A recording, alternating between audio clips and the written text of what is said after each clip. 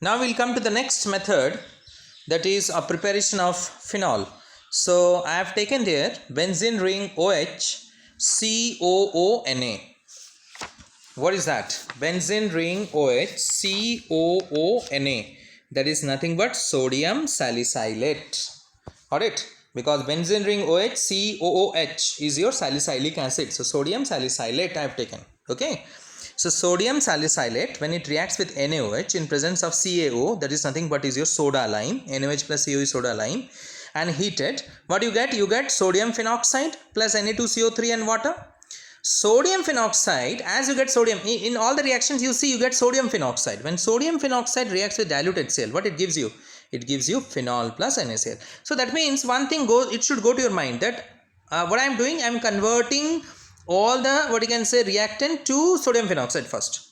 Once it is being converted to sodium phenoxide, means it reacts with dilute HCl to give you phenol. So while studying, understand this fact.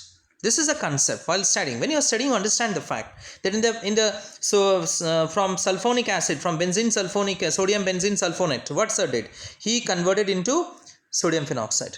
Same thing here also, that is from sodium salicylate. What I am doing, I am converted into sodium phenoxide. So how to convert that, you understand it. Okay. Next, after that, what we'll do is that we will prepare it from Grignard reagent. When benzene ring reacts, it reacts with MgBr, you will see it. What is that? You will get phenyl magnesium bromide. That is nothing but Grignard reagent. So we'll go for oxidation in presence of ether, half O2 and ether in presence of ether. Ether is an inert solvent. We'll give you benzene ring OMgBr, that is phenyl oxymagnesium bromide. Phenyl oxymagnesium bromide, which upon hydrolysis in acidic medium, that is HOH/H plus, or you can say dilute HCl. Same thing it is. Same thing. So water in presence of acid, same thing. Acid, you are adding some water, you are adding some acid to it. Like you are taking HCl, you are adding water to it. That is, what is that? You get dilute hydrochloric acid. So what you will be getting? You will be getting phenol plus MgOH Br and addition product. You will be getting it. Okay. From Grignard reagent, we will prepare it. Next, one more process. Already we have done it. The Dow's process. Do you remember it? The Dow's process I have told you in the halides chapter. Just let me tell you. Let me remind you what you have done it in the Dow's process. Chlorobenzene plus NaOH in presence of 573 to 623 Kelvin and 300 atm pressure. 200 to 300 atm pressure, you will give you sodium phenoxide. Same thing, sodium phenoxide reacts with HCl to give you phenol plus NaCl. Isn't it? You have done it. That is Dow's process. There is also another process for the preparation of phenol. Next process is from cumin.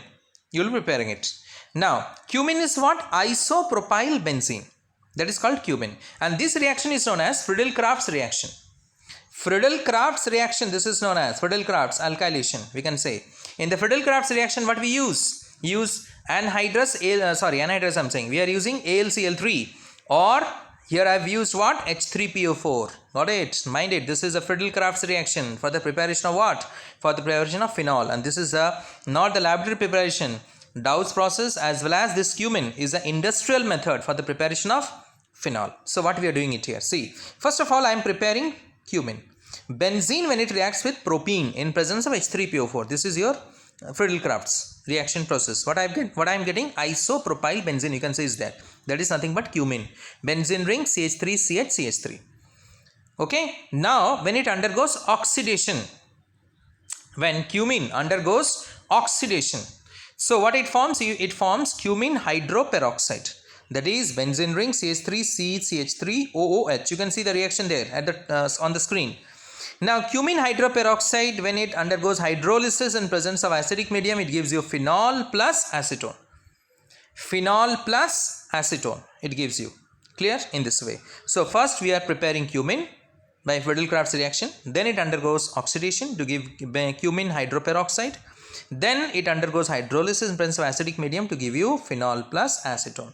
So these are the different methods by which you can prepare phenol. Okay. Now we'll come to the properties. Now pure phenol is generally colorless or solids or liquids. Generally it's solid, but turns reddish due to atmospheric oxidation. When it comes in contact with atmosphere, it turns reddish. You can see in the lab when your teacher will be asking to do the test for phenols, you will be giving you reddish colored liquid, but actually it is a colorless solid, pure. Now why it is reddish colored? Because as soon as it comes in contact with air, it becomes reddish colored. Okay, it gets oxidized. So don't worry, on heating this oxidation is being removed. For that purpose, for all the test of phenol, we are heating first. Next, odor. It has got a characteristic odor, carbolic odor. Just now I said you, carbolic acid. And if you see the solubility, phenol, you may say that sir, it is having an polar group, that is a OH group. It should be soluble in water. That should be highly soluble in water. No. Why? Because phenol is having a non-polar aryl group also, benzene ring, which is non-polar in nature, which dominates over the polar OH group. Due to this reason, phenol is sparingly soluble in water, not highly soluble. Understood? You must say that alcohol, sir, you have said OH group is polar in nature, so hence it is soluble. So here also it should be correct. But here aryl group is there, which is a non-polar group, and non-polar group dominates over the polar OH group, due to which the solubility decreases, and hence due to this reason phenol is slightly soluble, sparingly soluble in water. Alright, but it is soluble in alcohol, ether, and also in NaOH. Alcohol, ether, and also in NaOH, phenol is being soluble. If you see the boiling point, then what you find is that boiling point of phenol is higher than those of the corresponding hydrocarbon. Alright, is higher than those of the corresponding hydrocarbon. Now, corresponding hydrocarbon means what is that? Corresponding hydrocarbon means, let us say, benzene, then toluene, then chlorobenzene, bromobenzene, you can say that. Phenol is having a higher boiling point compared to this, we can say that. Corresponding, when nearly same molecular weight it is, we can say that. So, why? Why this phenol is having? Phenol, what you can say, what is the reason? It's having a non-polar aryl group. The thing is that phenol undergoes intermolecular hydrogen bonding. Phenol undergoes intermolecular hydrogen bonding it itself. One molecule of phenol undergoes intermolecular hydrogen bonding with another molecule of phenol. And due to this reason only, because due to intermolecular hydrogen bonding, what happens? Association takes place. One molecule reacts with, undergoes intermolecular hydrogen bonding with another phenol with another phenol. In this way, it undergoes association of molecules. Association it undergoes. Alright, if you don't understand this, then I will give you the, what you can say, I can send you the pic, that is how it undergoes association of molecules. Otherwise, I'll do it and send you. That's better, because I forgot this particular thing. So hence what you find is that when phenol undergoes association of molecules, more energy will be required to break the bond, due to which the boiling point increases. So how it undergoes association of molecules? Due to intermolecular hydrogen bonding. Got it? So due to this reason only, phenol is having a little bit slightly higher boiling point compared to benzene, toluene, chlorobenzene, bromobenzene, and all these things. Okay. Achha. Now next is it does not undergo intramolecular hydrogen bonding. Got it? If at all undergoes intramolecular hydrogen bonding with some what you can say compound, then the para isomer has got higher boiling point than the ortho isomer. Alright, para isomer means, let me make it more clear. Suppose you are having a nitro group, alright, at the para position, and you are having a nitro group at the ortho position in phenol. Alright, you are having phenol, that is benzene ring OH, and the para position you are having a nitro group, so para nitrophenol, and the ortho position you are having a nitro group, that is ortho nitrophenol. So in ortho nitrophenol, definitely you have studied, it undergoes intramolecular hydrogen bond, and in the para position it undergoes intermolecular hydrogen bonding.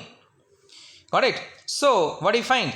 That due to the presence of intramolecular hydrogen bond, it has having low boiling point. Alright, that means, let me say you very clearly, that para isomer is highly associated due to intermolecular hydrogen bonding, whereas ortho isomer, as I said, due to intramolecular hydrogen bonding, it is less associated. Rather, it is not at all associated, I should say that. Now, for that particular purpose, what you find is that para isomer has got a higher boiling point and ortho is having a lower boiling point. And this fact is being utilized to separate ortho nitrophenol from para nitrophenol by steam distillation. You may be asked somewhere that how to separate ortho and para nitrophenol.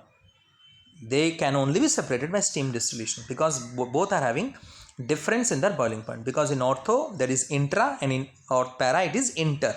Inter is more stronger than intra, we can say that, due to which para nitrophenol is having higher boiling point than ortho. Alright, so these are the properties of phenol and preparations. Next class we will do the chemical properties.